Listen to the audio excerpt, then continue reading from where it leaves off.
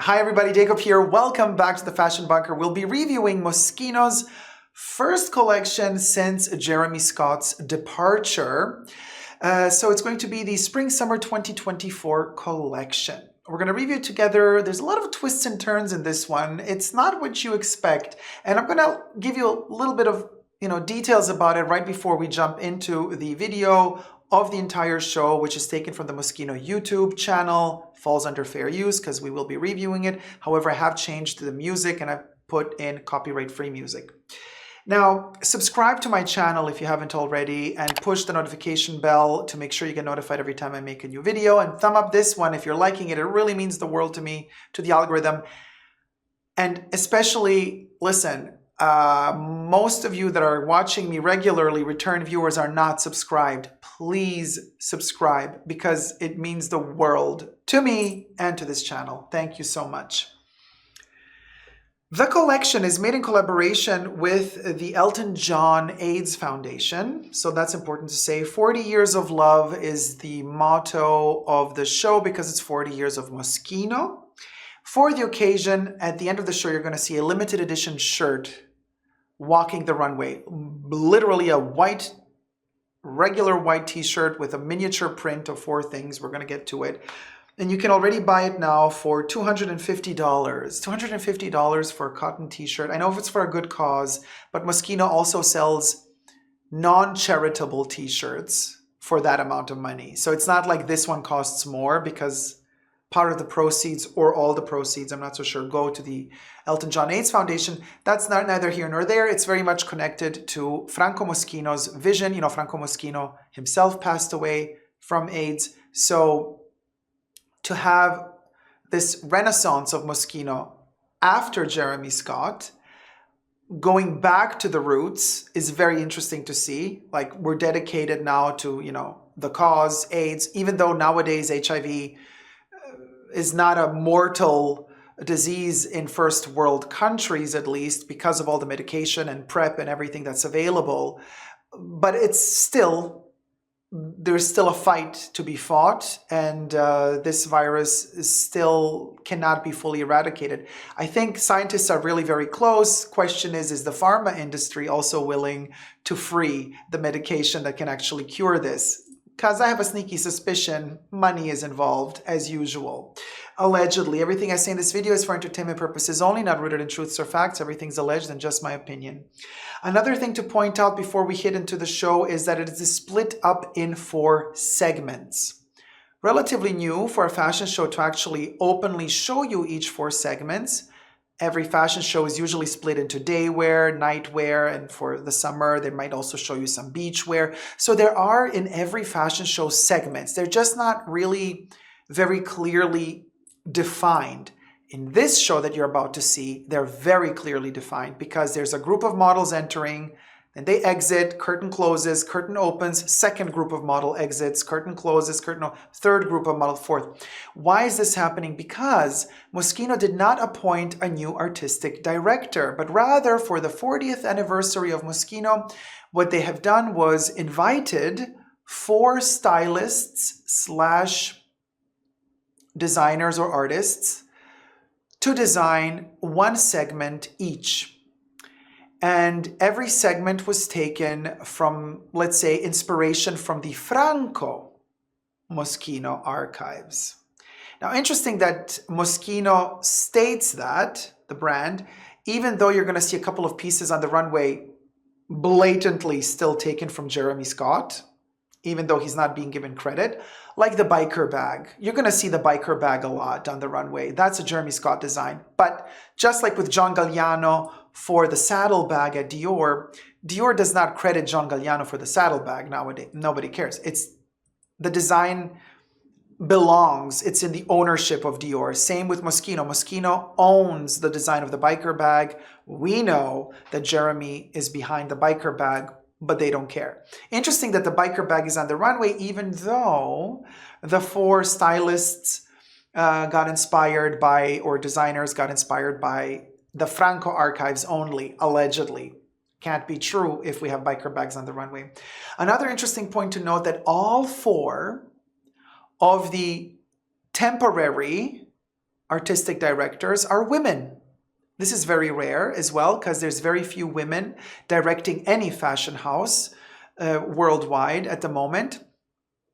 So it is very fascinating to see how Moschino, the house, gave 4 women a collection to make, like a capsule collection. It's like 4 capsule collections making part of this celebratory 40 years of Moschino collection. So it's the voices of 4 women inspired by one man, Franco Moschino, and Jeremy Scott.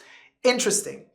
And the 4 women are Act 1 is going to be Carline Serf de Dutzel. Interesting that Carline Serf de Dutzel, who is the iconic stylist of one of the, of the most iconic Chanel ad campaigns from the 90s during the Karl Lagerfeld era, Carline Serf de Dutzel has basically styled, I think, almost every, if not every, ad campaign for Jeremy Scott for Moschino. And now that Jeremy Scott is no longer at Moschino and has unfollowed Moschino on Instagram, Moschino has unfollowed Jeremy Scott on Instagram. I think their departure and their parting ways has been quite painful and dramatic from what I gather. But to see Carline Serf de Dutzel, who has always worked for Jeremy, now just like stepping in and designing instead of Jeremy, I think that's like a backstabbing move. Like, I really don't know how Jeremy Scott, I would have to check on Instagram if he still follows her and if she follows him. But like, for her to design this capsule collection right after he has left Moschino, I find that very backstabbing. You know what I mean? Like, if you're my friend and I'm like literally kicked out, or we don't know if he got kicked out or if he, well, I have a sneaky suspicion.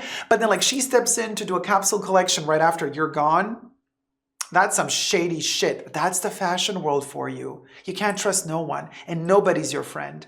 So anyway, she's Act 1. Act 2, Gabriella Carefa Johnson. Interesting. I'm going to say, I don't know if she's a stylist or a designer or an artist.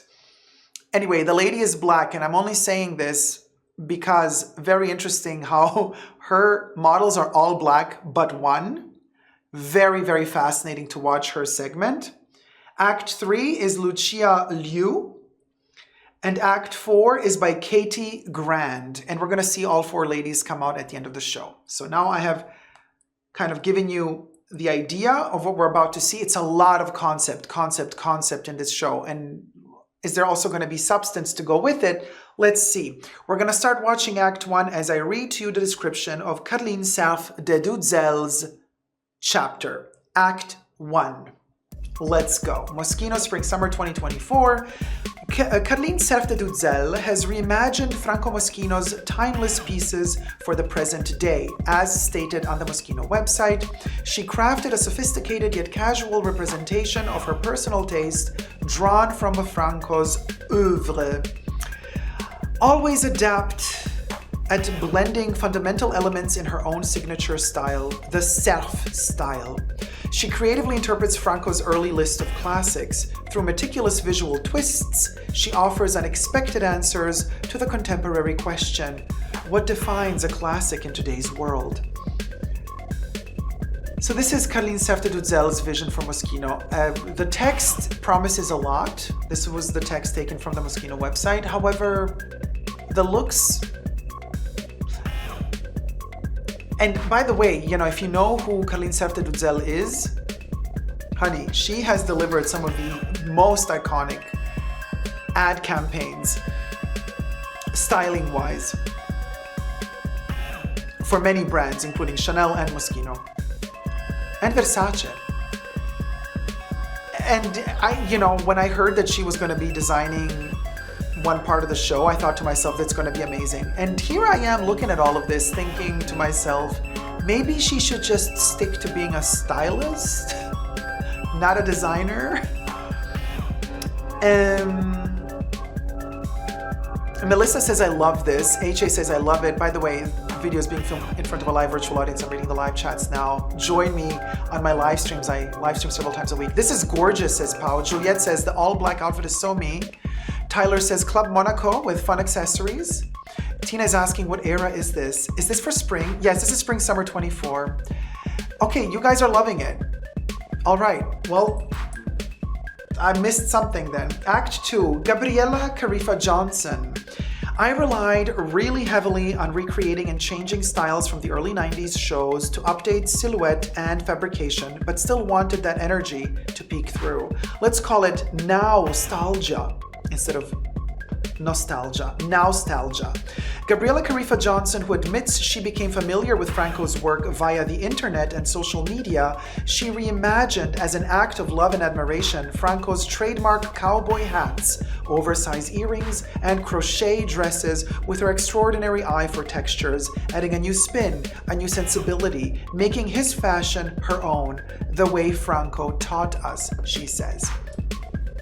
And again, this was also taken from the Moschino website. So here we have colors right after Colleen Sefta Dudzel's take on Moschino. Now we're taking literal pieces from the archives. Here's the only white model in her runway. Interesting, right? Her capsule collection with only black models except for one. And I wonder, why did they take just one white model? Why not keep them all black? Maybe they didn't have enough models that they wanted to book and they're like, uh-oh, we still have one look. I don't know. I would have loved to see all black models. I would have found it amazing. The model's gorgeous. The clothes, I love the crochet. Okay, it's very Franco Moschino, very, very his vintage. Oh, we did see a rounder, fuller body as well, gorgeous. So I kind of like that segment, even though it was not giving me update to modern times. It was giving me take it out of the archives and just show it again. Act 3, Lucia Liu or Lucia Liu. Saw the romance and the underlying femininity in Franco's work that often goes unnoticed. She worked, so we got femininity and romance on layering, shuffling the deck of Franco's principal tropes and creating new motifs, a conceptual approach that he would have found extremely interesting, pure and ethereal, edged and bold and confident tailoring. Franco's Protect Me from Fashion System t-shirt was firmly glued to Lucia Liu's mood board. So Protect Me from the Fashion System is a statement that Franco also had quite utilized in his time. You see, the Jeremy Scott biker bag. Had utilized in his time, and it was a print on t-shirts that he was making. This is a classic Moschino piece, by the way, with the heart shape. This is so 90s. Who started telling these models to look angry on the runway? She's like, it's like Balenciaga started that whole trend. It's so annoying. Oh, there's that Chanel model, can't stand her. Anyway, so this, yeah, I get it. It's kind of a vibe. Ah, there it is. Now it's coming. Protect Me from the Fashion System or whatever. There it is. I know, El Buon Gusto. Ah, no. This is a different one. But anyway, this is the more romantic vision of Moschino.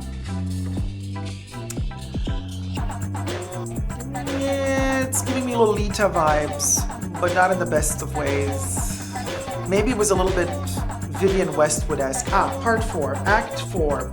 Katie Grand. Katie Grand was interested in the essence of Franco Moschino's work, applying those concepts to now. His use of slogans was deeply appealing, and the idea of loud luxury came to me quite quickly, she says. It felt current. We live in a cacophony, a place where everybody is fighting to be heard on multiple platforms at all times. Is it possible to explore the idea of luxury through a megaphone? Can good taste withstand all this noise? This is a classic Vivienne Westwood concept that has been explored by Vivienne Westwood before Franco Moschino even started working. But these models, these male models, again, Jeremy Scott biker bag in a heart shape, are wearing, okay, you know, the dance is, it's just, I'm sorry, it's just way too cringe for me. But yes, this is giving me kind of 90s references to Franco Moschino, but without it actually having the extravagance, exuberance, and the actual way of being loud that Franco did back in the 80s. This is kind of, you know, it's giving me homage, okay, but it's not adding anything new to the conversation.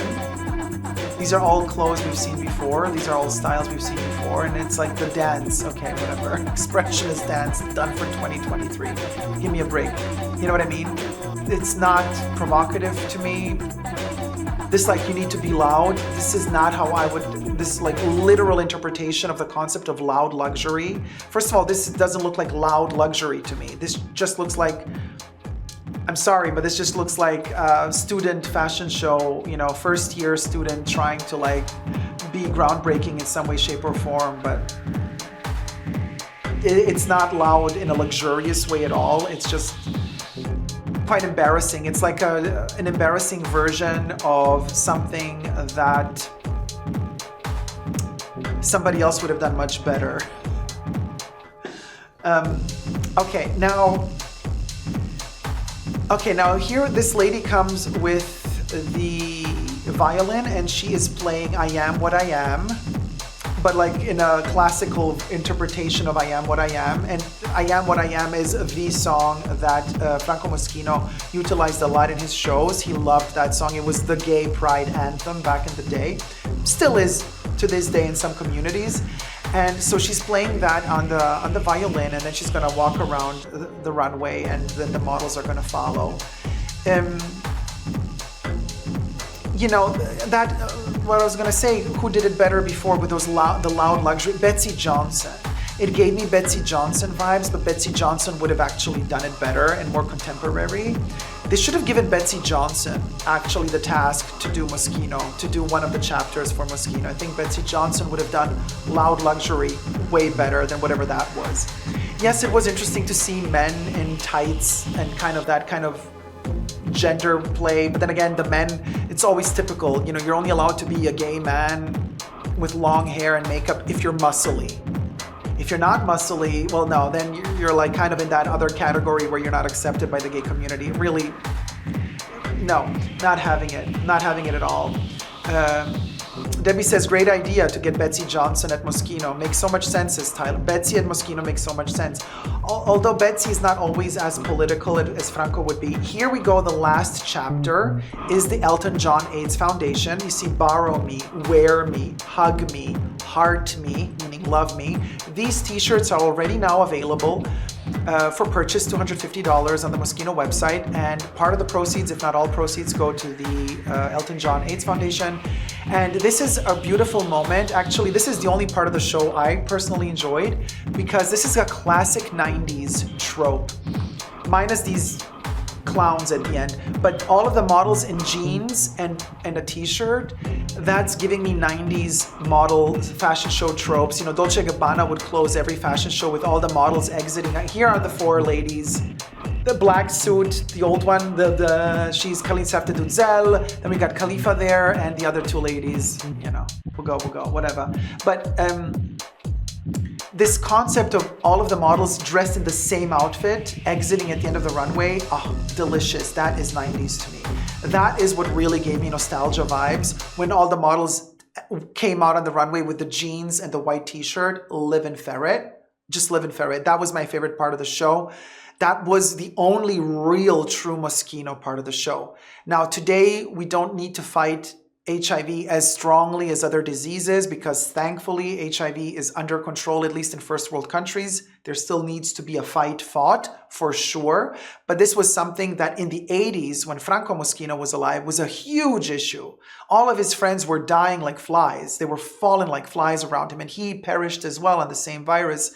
But so that's why I'm saying in the 80s, the HIV concept was really important to integrate that in fashion, to raise awareness about it, while governments worldwide would ignore the fact that this virus was even existing. They called it, you know, the gay plague. It was like something that only affected gays, they would be saying. It was a terrible situation for gays back then. So that's why Franco Moschino's message back then was important. It was modern. It was literally hitting the core of the times.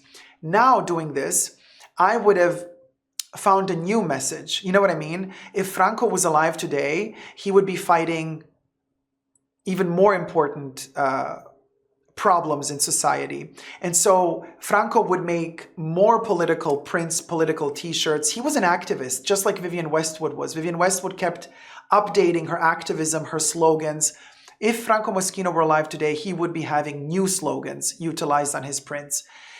So I would have loved to see a modern fight, a modern battle with Moschino slogans on it at the end of the show. But this was also very callback to the 90s and to the 80s with the t-shirts. So that is definitely the best part of the show, even though even that should have been updated with a modern slogan. But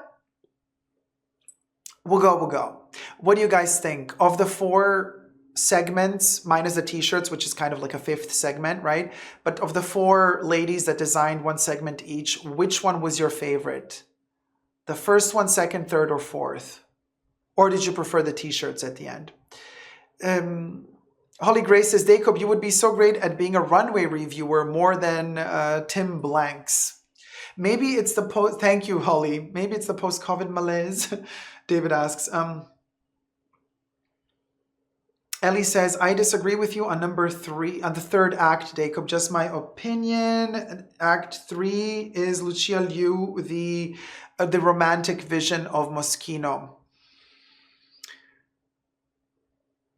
Yeah, I just didn't find it Moschino-esque. It didn't give me much of anything.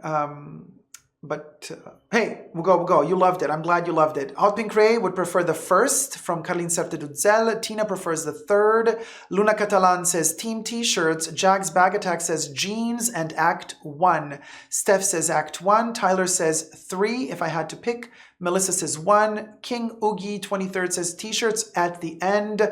Linda says third act. HA says first act and jeans. Miss Jean says the white tees for sure. Nice seeing you, Dacob. Thank you, sweetie. Glad you're here with us. Arlo says lackluster the whole way through. Tina says I like the flowy vibes. Didi Bean says second act. Cecilia says first was the best. Charlotte says first. Angela says first. BB says team t-shirt. So I want to say it's kind of quite mixed, the choices. I think everybody likes.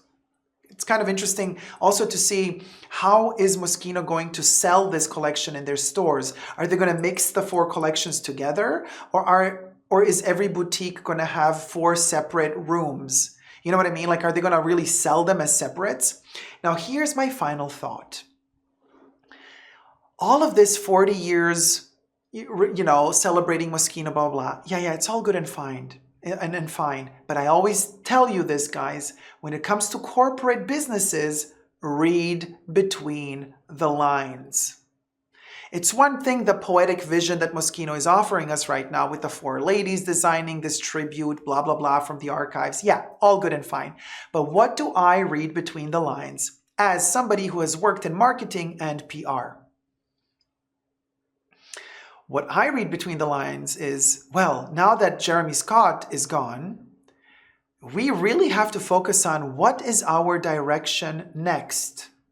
So let's use the excuse of the 40 years anniversary to tackle 4 different directions that we want the brand to go in the future. Quite clever here what they're doing. They're giving us 4 different styles and tropes, and they're playing, trying to figure out which ones are going to sell the best. And I have a sneaky suspicion that according to which one of the acts sells the most, that's the direction Moschino is going to go to next. So if we read between the lines, all of this tribute 40 years, this and that, has nothing to do with poetry. It only has to do with business. It's Moschino trying to understand, what do their client want? Should they go into that Caroline Sertedudzel dry aesthetic with a little bit of hints of crystal here and there, but like no color? Should they go into the wacky, crazy archival pieces with the crochet and the colors? Should they go into the romantic direction? Or should they go into that experimental fabrics, high-tech direction? You see? And I think according to which one of those categories sells the most, that's the category they're going to go into in the future. So they're using this escamotage of the 40 years to try to figure out which direction the brand should take next. That's what I read between the lines. Let me know what you think in the comment section down below. This show was very interesting to me because it shows us how brand marketing works. It shows us how a brand can utilize certain strategies to try to figure out from us, the audience and the public and the clients, what's the direction they should take next. It's quite a modern approach though, because usually these brands hire external brand marketing advisors and trend setters and trend analysts that tell them, here, this is the direction you should go because in 2 years from now, in 4 or 5 years from now, this is going to be the trend that we're all setting. But this time they did something else. They asked you, the viewer, to choose. What is it that you like? And that's the direction they're going to take next. This is just my opinion. Like I said, everything I say in this video is for entertainment purposes only, not rooted in truths or facts. Everything's alleged, just my opinion. But it's really interesting to see this, and to top it all off, the fact that they gave the task to 4 women, not a single man. Let me know your thoughts and prayers down below. Thumb up the video, subscribe, and until next time, never give up on love. Bye.